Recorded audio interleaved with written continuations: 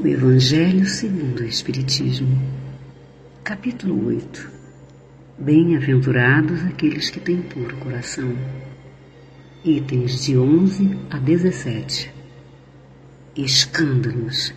Se a vossa mão é um motivo de escândalo, cortai-a.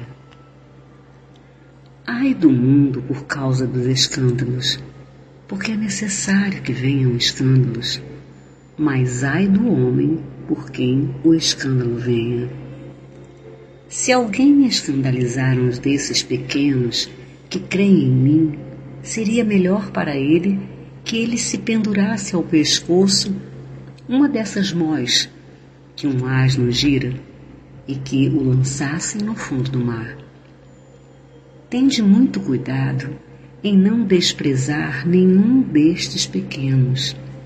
Eu vos declaro que no céu seus anjos veem sem cessar a face de meu Pai que está nos céus, porque o Filho do Homem veio salvar o que estava perdido. Se a vossa mão ou o vosso pé vos é um motivo de escândalo, cortai-os e os atirai longe de vós.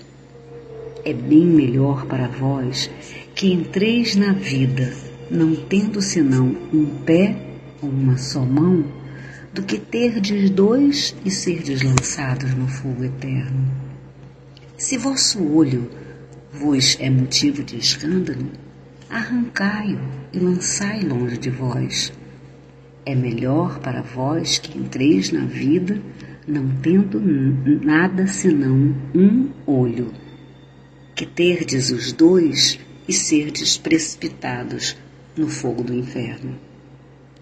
São Mateus, capítulo 18, versos de 6 a 11 e capítulo 5, versos de 29 a 30.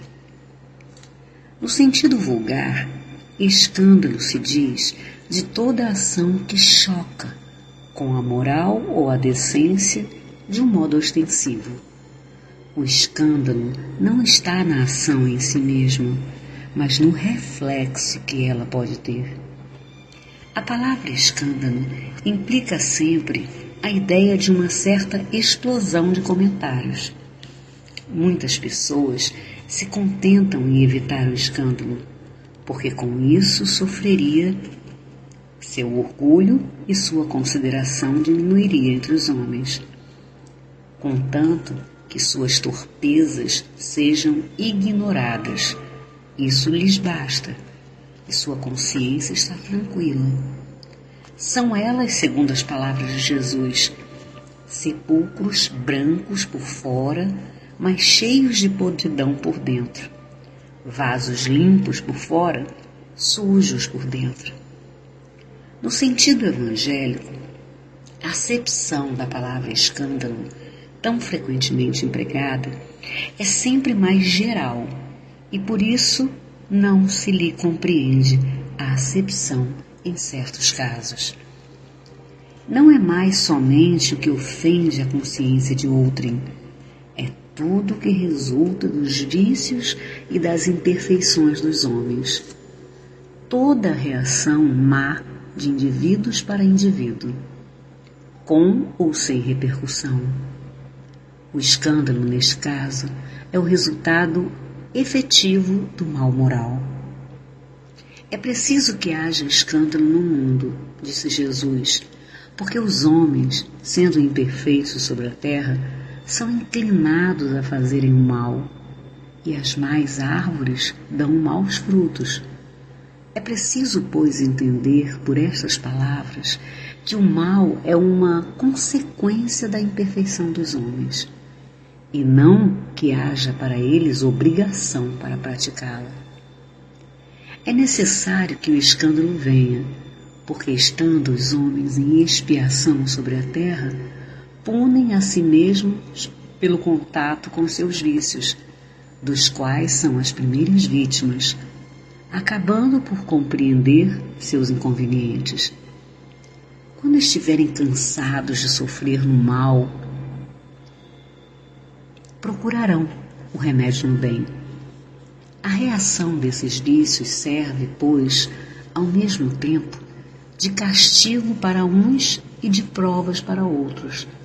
É assim que Deus faz emergir o bem do mal, e os próprios homens utilizam as coisas mais ou mais vis. Se assim é, dir-se-á: o mal é necessário e durará sempre, porque se ele viesse a desaparecer, Deus estaria privado de um poderoso meio de castigar os culpados. Portanto, é inútil procurar melhorar os homens. Mas se não houvesse mais culpados, não haveria mais necessidade de castigos. Suponhamos a humanidade transformada em homens de bem.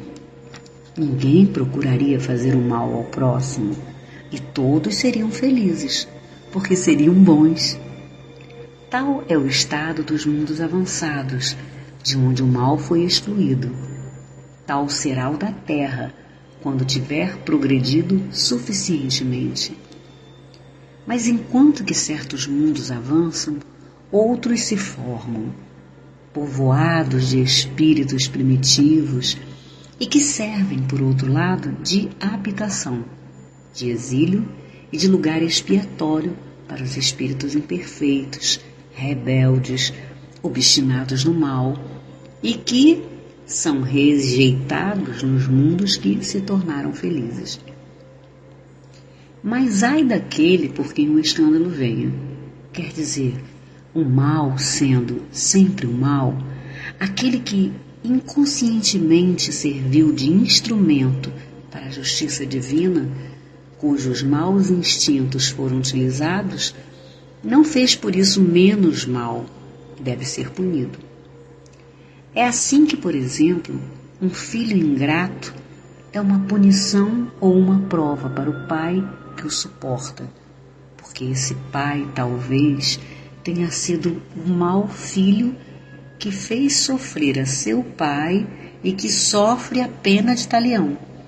Mas o filho disso não é mais desculpável e deverá ser castigado a seu turno em seus próprios filhos ou de uma outra maneira. Se a vossa mão é uma causa de escândalo, cortai-a, figura energética que seria absurdo tomar ao pé da letra e que significa simplesmente que é preciso destruir em si toda a causa de escândalo, isto é, de mal, extirpar de seu coração todo o sentimento impuro e toda a fonte viciosa. Quer dizer ainda que valeria mais para um homem ter tido a mão cortada do que se essa mão lhe ter servido de instrumento para uma ação má. Estar privado da vista do que seus olhos lhe tivessem dado maus pensamentos. Jesus nada disse de absurdo para todo aquele que aprende o sentido alegórico e profundo de suas palavras. Mas muitas pessoas não podem ser compreendidas sem a chave que delas nos dá o Espiritismo. Vivendo o Evangelho, volume 1, Comentários do Evangelho segundo o Espiritismo, Espírito André Luiz. Ramos perturbadores: mágoa, lascívia, vingança, inveja, ódio, orgulho, egoísmo, melindre, mesquinhez, leviandade, mentira, comodismo, irritação, agressividade, indiferença, esperteza, desonestidade, prepotência, rancor, vaidade. Nenhuma destas situações constitui escândalo na acepção comum da palavra. Entretanto, no sentido do Evangelho, são ramos perturbadores na árvore do espírito, cuja única solução, sem margem de dúvida, é a tesoura do esforço e a poda da renovação.